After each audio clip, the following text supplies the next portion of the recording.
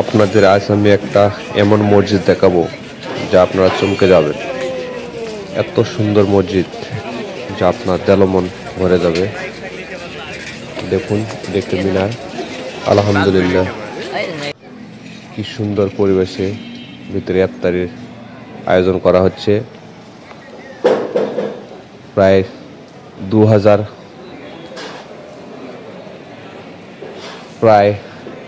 2000 রোজাদার বান্দাদের জন্য এখানে ইফতারের আয়োজন করা হয়।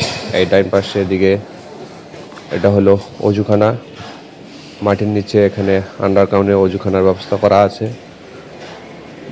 আসুন দেখুন এদিকে।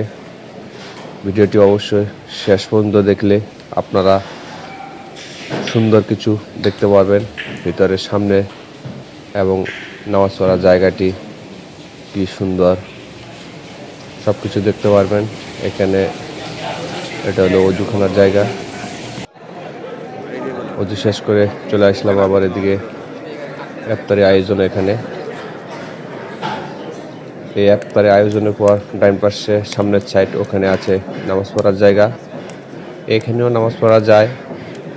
ইফতারি শেষে এখানে পরিষ্কার করে এখানেও নামাজ পড়া যায় যখন মুসল্লি বেশি হয়, কিন্তু সামনে নামাজ পড়ার জায়গা আরও আছে।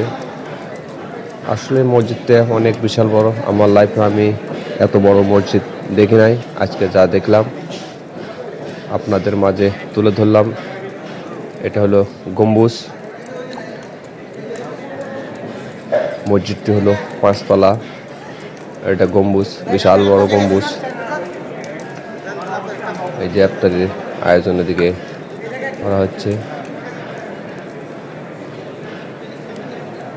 আর যখন লোক বসানো হয় তখন অবশ্যই সারিবদ্ধ হয়ে বসানো হয়, এলোমেলো না। আমরা অনেকে দৌড় দিয়ে বসি যেখানে সেখানে, কিন্তু এখানে তা ওই পরিবেশ নেই।